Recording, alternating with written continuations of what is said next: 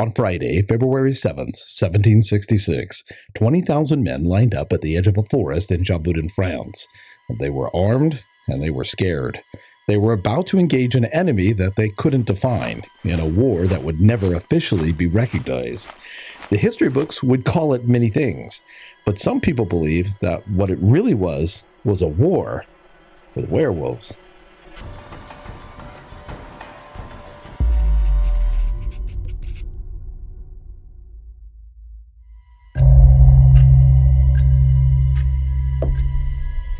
Just about 90% of all of the creatures on Earth hunt alone, but some have developed the ability to cooperate and work together to take down their prey. Some of the best pack hunters include the spotted hyenas, lions, chimpanzees, dolphins, but could there be another creature out there that hunts together? One that isn't listed in biology books, but rather in the folklore of society's imagination. In this video, we're going to consider the possibility that intelligent wolf-like creatures not only exist, but they have a large enough population and they are intelligent enough to have engaged in what can only be considered to be a war with humans. And to do this, we're going to be examining that age-old tale, the Beast of Gévaudan. Many people have shared this story, and most of them claim that it all centered around a single powerful animal, most likely a wolf, or maybe a pack of wolves. But if that's the case, then why did the government send a captain to deal with the problem? And why were 20,000 men eventually assembled? It seems a bit extreme for a single wolf, or even a pack of wolves. We'll share this story and go over these questions, and then we'll consider, well, if there was a war with these strange wolf-like creatures, whatever happened to them? Might we still find evidence of them today? Finally, I'll end this report with a story of my own. When I was just 10 years old, living in Southern California, I saw something that I can't explain. I'll share what I saw and let you make of it what you will. Then stay with us for our Fact or Fiction segment. There, I'm going to take just a minute and give my thoughts on this report. And then Amy is going to come on and she's going to share how several times throughout history, creatures that were once thought of to be cryptids had to be reclassified as animals because they were discovered to be real. So, this report begins in the summer of 1764.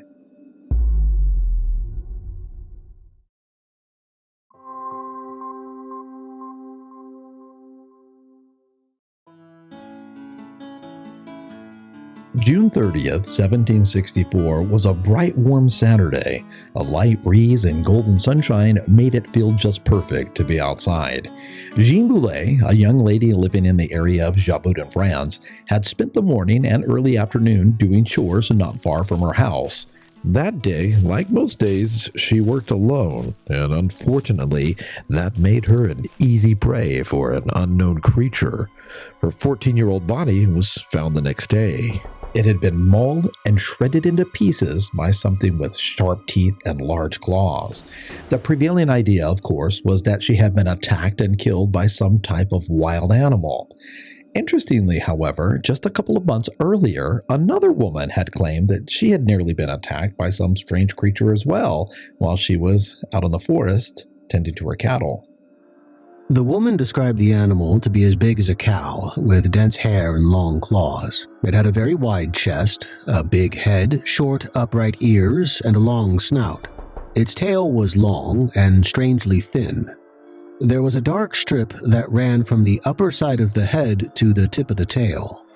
The woman claimed that her dogs scattered in fear, but the cattle all grouped together in defense, and she stayed in the middle of the herd. The beast tried to break through this wall, concentrating its attack exclusively on its human victim. Her clothing was torn, but she remained uninjured. The townspeople had a meeting, and they took the necessary precautions, and they hoped that the animal, whatever it was, wouldn't be back.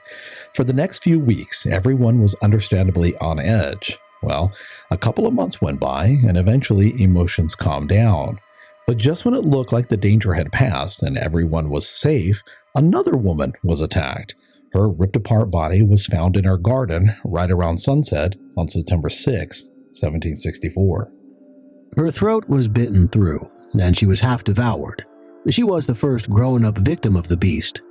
To devour approximately half an adult woman of a more or less normal body size lies quite substantially beyond the capacity of a wolf's stomach. Well, shortly after this, another killing took place, and by this time, witnesses began coming out of the woodwork giving descriptions of this beast. They all said pretty much the same thing, that this animal, whatever it was like a wolf, but not exactly a wolf. Well, this information was bizarre, and it spread even more fear throughout the region, and everyone stayed close together, keeping a lookout for what would soon come to be known as the Beast of Gévaudan. Hunting parties were organized, and the surrounding area was painstakingly searched, but nothing was ever found.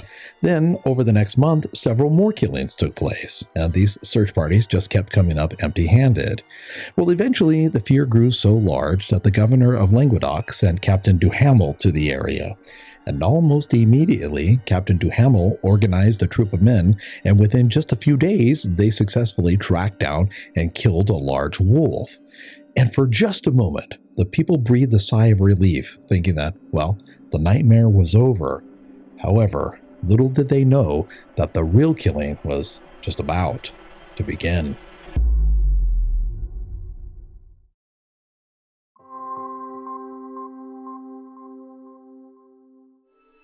Strangely, as if in retaliation for killing one of theirs, the frequency of these attacks increased. Several townspeople were killed, and many more were severely wounded. The attacks were so violent that some people thought that, well, maybe it was a group of rabid animals that was doing the killing, but Captain Duhamel quickly dismissed that idea. It became apparent that these were not rabid wolves. The devouring of victims had indicated this all along. The certainty that no rabies was involved meant that there was something going on that was without precedent. The rate of attacks increased, so much so that Captain Duhamel couldn't keep up with them all, and fear spread like wildfire.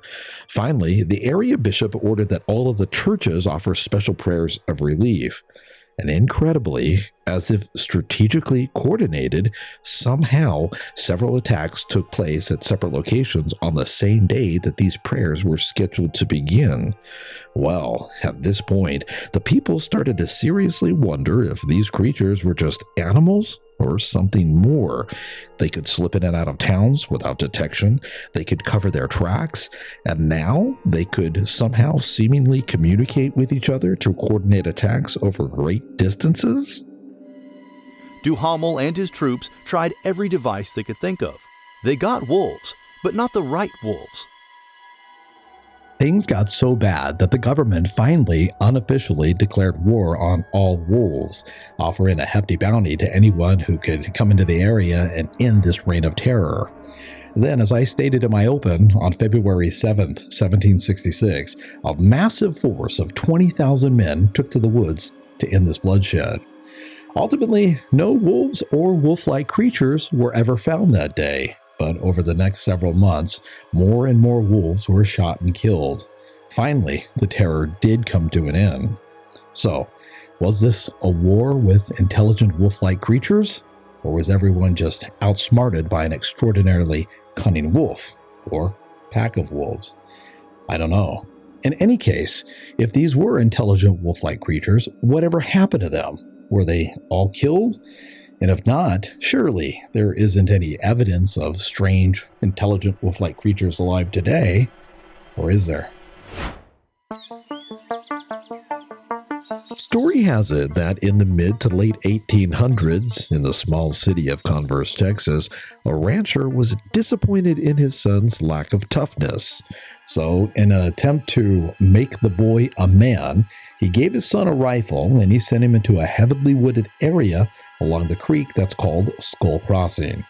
He told his son to bring back a deer for dinner, but the boy quickly returned deerless, with an excuse stating that he had seen a monstrous creature that looked like a werewolf.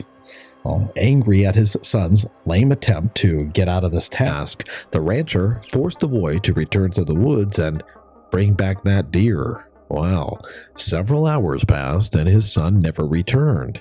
Eventually, the rancher began to worry. Deciding not to wait any longer, The rancher rounded up some neighbors, and they made their way toward the wooded area near Skull Crossing in search of the boy. What they found upon arriving there is the stuff of nightmares. The search party arrived too late. They discovered a strange creature hunched over the boy's lifeless body. The beast was in the act of ravenously devouring the boy when discovered. The men got off a few shots at the monster, but it quickly ran off. The werewolf, as it has been dubbed, was described as standing between 8 and 9 feet tall and covered in dark hair or fur. This beast just ran off, so the search party wasn't able to look into its eyes and see if there was any intelligence there. But the man in our next story said that the creature that he saw actually tried to speak to him.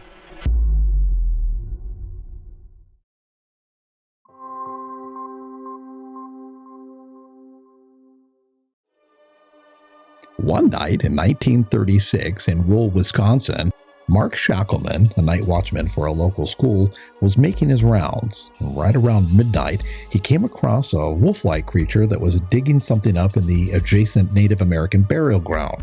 The creature was unlike anything he had ever seen. According to Shackleman, it wasn't exactly an animal, as it seemed to be intelligent, and it stood upright as he approached. The sleek, hairy body unfurled to over 6 feet tall. It had a shaggy canine face, but beneath the thick fur was the muscular body of a man. The creature had intelligence in its eyes, and it even tried to speak to him in some unknown but deliberate language. Shackleman stepped back. Then with sudden violence, the thing turned around and ran off into the trees and was gone. The next night, Shackleman returned for his nightly shift, and as he was walking the grounds, he once again saw that shadowy figure digging into the same mound that it had the night before. Again it stood up, but this time it opened its mouth. Shackleman saw fangs hanging down from its teeth and its lips pulled back in a snarl.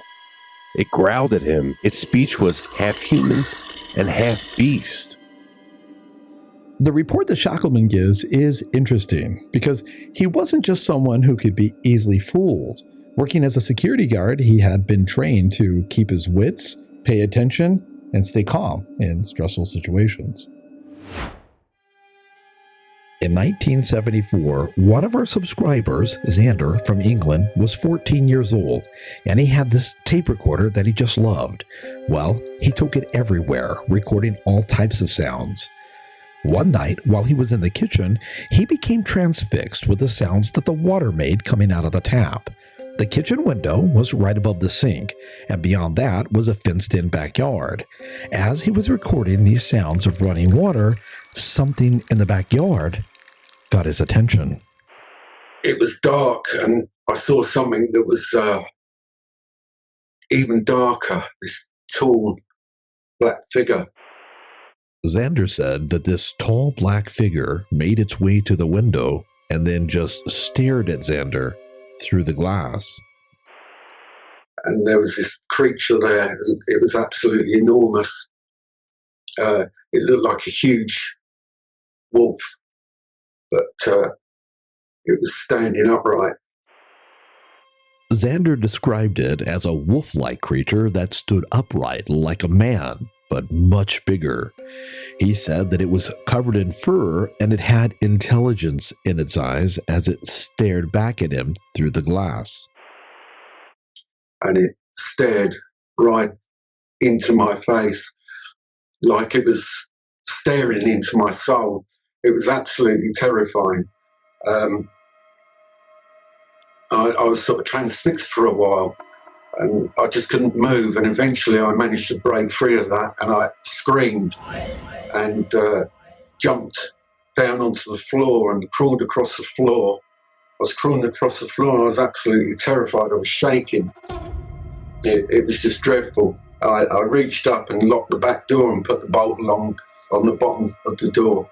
I crawled back across the floor out the kitchen and opened the front door. Xander looked up and down the street, and not seeing a sign of any creatures, he immediately ran to a neighbor's house where his parents had been visiting. He stayed close to his parents all night long, unable to get the images of what just happened out of his mind. In the morning, he remembered that he had been recording the sounds of running water when it happened. So I thought I was going crazy. So the next day I went back to the tape recorder and rewound the tape and pressed play, and sure enough, it was all on there. You could hear everything. You could hear the claws on the window. You could hear me scream. And there it was. Xander said that he kept that recording for quite a while, but over the 5 decades that have passed, somewhere he lost it. I asked Xander what he thought that strange creature was. For years now, I've pondered over this. I don't know what it was. All sorts of things have gone through my head. I've watched a million videos about the subject. I don't know what it was. I don't know if it was an actual creature. I don't know if it was a shapeshifter. I don't know if it was something to do with black magic. I don't know if it was aimed at me. It was all my life I thought about this, and I still feel strange today when I think about it. As Xander was going through his memories and saying that he just didn't have any idea of what it was, I asked him if, well, is it possible that what he saw was maybe a person in a costume? So I have to ask, is there any way it could have been like a guy in a mask? It wasn't a man in a suit. I mean, this thing was enormous. And I could see right in its mouth as well, so, there's no way it was a man in a suit. I have no clue what it is. I don't know why it came to our house that night.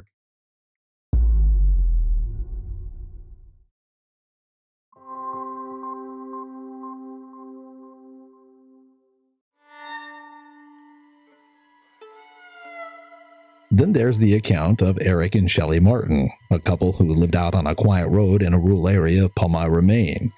During Labor Day weekend in 2007, they experienced something that they had a difficult time understanding. The couple was sitting out on the porch when it happened. Shelley tells it like this. While she was looking out into the darkness, enjoying the night, her husband suddenly shouted, "Get into the house." Well, Shelley instantly grabbed the floodlight and shined it out into the yard. Immediately, she saw light shine coming from 3 sets of eyes. An instant later, these eyes rose up and she could make out the silhouette of 3 creatures.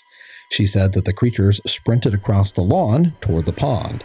They ran on their toe pads like dogs do, but upright on 2 legs. She said that they were hunched forward as they ran. Shelley followed them with a light, trying to figure out exactly what they were. She said that they were at least 7 feet tall and they were covered in brown fur. They had short stubby tails and pointed ears that rose up above their heads a couple of inches. Their noses protruded forward like the muzzle of a dog. A moment later, they disappeared into the darkness, and then Shelley heard something coming from another direction. Well, she quickly turned the floodlight toward the sound and saw 2 more of these creatures prowling on all 4s. These 2 were much closer than the others had been, and they were moving toward the couple, as if they were stalking them and about to pounce. When she turned the light on them, they too rose up on 2 legs and then took off running toward the other 3. Well, that was enough. Eric and Shelley jumped up, ran in the house, and locked the door. Then they went to the 2nd floor and looked out the window. Amy first read about this story in the book Real Wolfmen by Linda Godfrey. But then she, of course, did a lot deeper research, and eventually she was able to get a hold of Shelley herself. We were actually out and about when we finally connected with Shelley, and Amy and Shelley spoke for quite a while.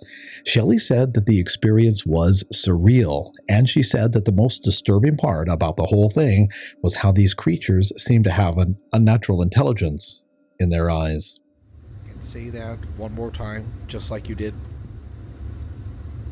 They were calmly standing on 2 back legs, literally staring back at us. Whenever I shined the light directly into their faces, they weren't shy and would stare right back at us. One even rose from a squat position to stare back. Shelley said that the creature's stare was so intense that she never saw them blink. She kept the floodlight on them and they called 911, but get this, the emergency operator told her to hang up and call the game warden, and the game warden told her to just stay in the house and lock all of the doors. Shelley told us that Eric assured her if these creatures wanted in, that locked doors wouldn't stop them. In any case, he went and checked all the locks, and the couple stayed up for the next few hours just watching the creatures as they stood below the window, looking back. Finally, the creatures ran off into the night. Then there's the account of another one of our subscribers, Tiffany Hartwig. She lives in the northeastern area of the United States. She said that one Christmas, she happened to come across some overly large paw prints that seemingly magically morphed into human prints. And I saw some really big dog prints. And there's a pretty big gap in between each print.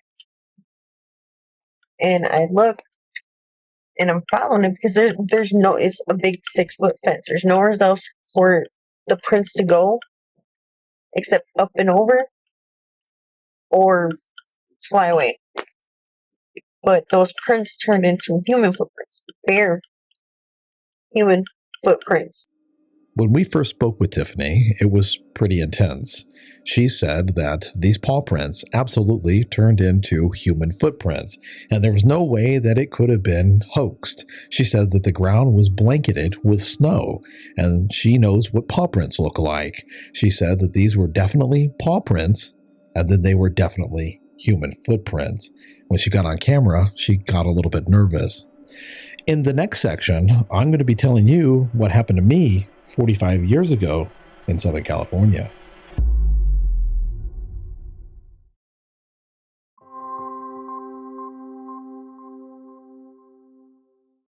You know, on this channel, we share a lot of strange and puzzling stories from people from all over the world. But usually they're not about us, and I really haven't had too many strange things happen to me in my life. So please bear with me as I share my story. Many years ago, when I was living in Southern California with my grandmother, a friend of mine had invited me and a bunch of other boys to his house for a sleepover. I don't remember anything that we did during the day. When it was time for bed, his parents set us all up in this one big room. And there were 6 of us, but only 2 beds. So 2 boys got one bed, 2 boys got the other bed, and the last boy and I got the floor. Well, we all stayed up laughing and joking for a while, like boys do, but eventually everyone dropped off. That is, everyone dropped off except for me. For some reason, I just couldn't sleep that night. I remember just laying there awake, and I'll never forget this. I was facing away from this large picture window that looked out into the backyard, and all of a sudden, I heard this tapping on the glass, and I instantly froze. Someone was in the backyard, tapping on the window, and that was odd. I was petrified, and I did not want to roll over. Well, the tapping continued, and it was hair-raising. And eventually, I mustered up enough courage, and I did roll over. And what I saw, I had a very hard time understanding, and I still do. In the backyard was a very tall, strange-looking creature. It was covered in dark fur, and it had a dog-like face. And it most certainly was not a man in a mask. It saw me roll over, and it was looking back at me. I completely froze. I had never seen anything like that before or since, and it felt like eternity passed as we stared at each other. It's insane remembering it now. Its eyes were definitely intelligent, and it just kept looking at me. Finally, after what was probably really just a few seconds, it turned and ran off.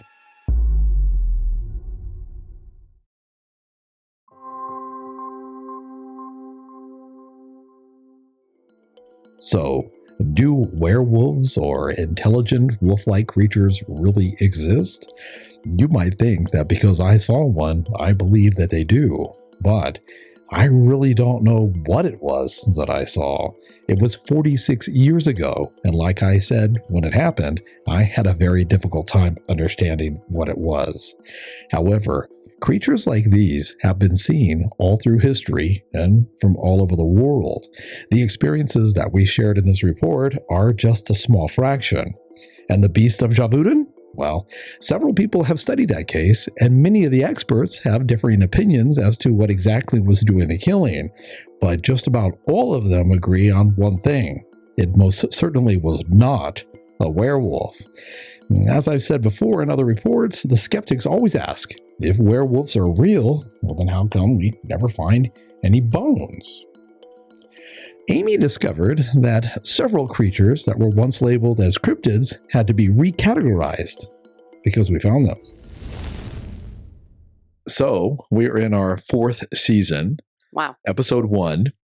For anybody that's new watching, you really should go back and watch from the very beginning because we've made so many improvements.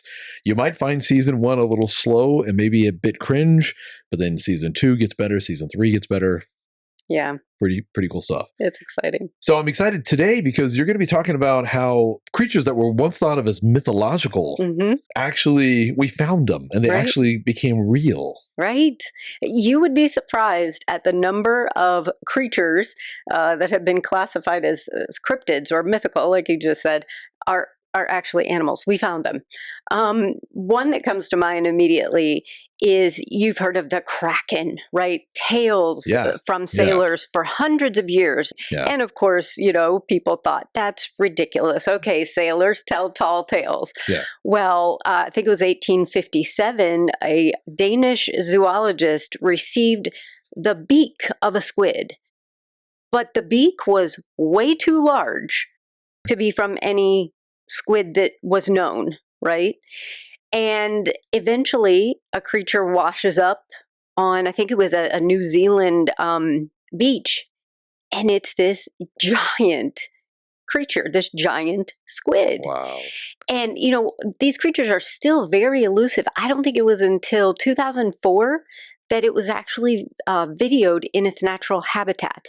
Why did it take so long? Because they're very elusive, very deep water. And I think also it's taken us humans a while to be able to. These are the same things that would come up and eat ships, or they're pretty big. You're saying? Oh, They're enormous! Huge. As longer than a school bus, I believe. One was 59 feet long. Wow! And weighed nearly a ton. And you said they're elusive. Very elusive. So that's just the ones we can find. Right. So there could be bigger ones. There could be bigger ones. Wow, that's pretty intense. Yeah. And then there were stories for years coming out of Africa of an African unicorn. Some people called it a forest donkey, and they said, no, look, we've seen it, okay? It's kind of like a cow, but it's more like a horse, but it has horns. It's got stripes on the back like a zebra would have. And of course, people are like, what are you smoking, right? Yeah. Well, in 1918, Europeans got their first look at this animal called the okapi.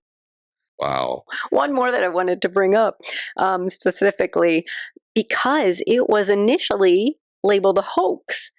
So I believe it was like 1799, a zoologist was sent this specimen, this creature, right? Wasn't alive. And he looks at it and says, well, this is a hoax. Okay. It's got, I can't wait to find out like, what this the is. body of an otter, sort of. Yeah. But the fur is like a mole fur. It's not otter fur. Okay. But it's got a beaver's tail, but also a duck's bill. This scientist actually cut into it very carefully, looking for stitch marks where someone had sewn parts of other animals together. Yeah. We know now that this is a duck-billed platypus. Yeah, that's what I was thinking. But that's crazy, right? Right. So I remember when I first learned about the duck-billed platypus. I mean, I don't remember the moment, but I remember the feeling, like looking in school or whatever it was years ago. I'm old. Just thinking, wow, that looks weird. Right, right. You seen those? Yeah. And can you imagine a scientist getting that and going, yeah, oh, come on. Now somebody's trying, to trick me. That's insane. But, wow. And there's others. There's the oarfish. There's one called a coelacanth. These are all things we thought were cryptids. Komodo dragon. Yeah. But turns out they're actual animals. That's so cool. Yeah. So I got to ask you, like I always do, What did you think about this report? Do you think that there was actually a war between humans and werewolves? I don't think there was a war. Yeah. Now, that is not to say I don't believe that there could be creatures called werewolves. Yeah. But in this case, looking at all the evidence, and I read historical documents and everything else. Yeah, you spent quite a bit of time on this one. Oh my gosh. Yeah.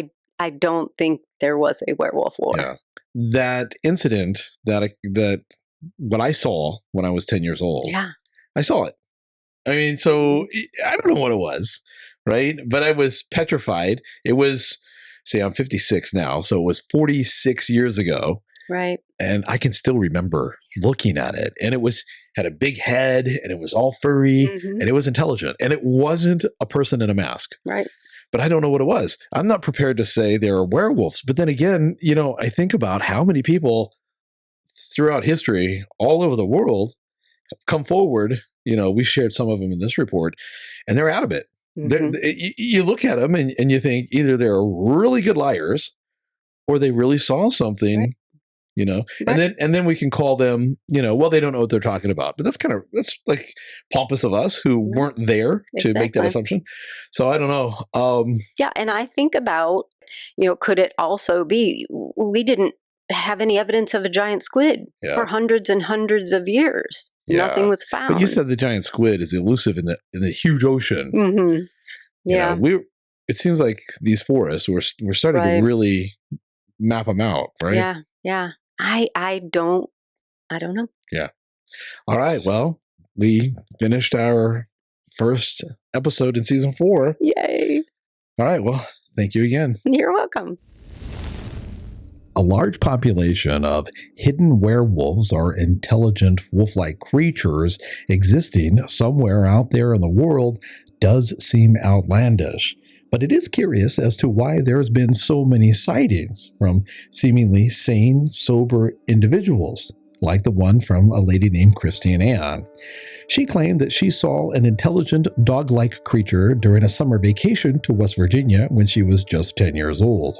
Her story is extremely interesting because she also claims that she saw this exact same creature across the country several decades later when she was an adult. She says that this creature was stalking her, and she describes the night that they came face to face. And she said that it was absolutely terrifying. We did a complete report on this case, and if you'd like to see it, it's here. Hey, thanks a lot. I'm glad you made it to the end. And you've also made it to the beginning of season 4. A lot of people have said, hey, what happened? How come you're not Rope? We're still Rope. As you can see, we just changed the name for the search engine. That's all. Cheers.